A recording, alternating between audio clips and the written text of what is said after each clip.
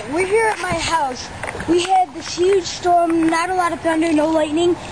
This water is overflowed the sewer, and it's up to our ankles. It's amazing. It's like a kiddie pool in here. It's got to be about like 4 or 5 inches of rain right here. 4 or 5 inches of rainwater. Check it out. The sewer is just overflowed. Let's see what's inside the sewer. I'll leave. Yeah, not much,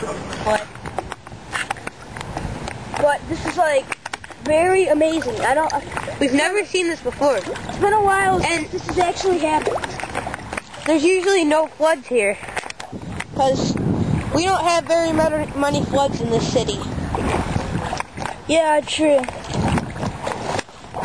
It's kind of a dry city, but we still have a lot of rain, but never really had this much. Yeah, watch, I can sit down in this. Adam with his bathing suit on.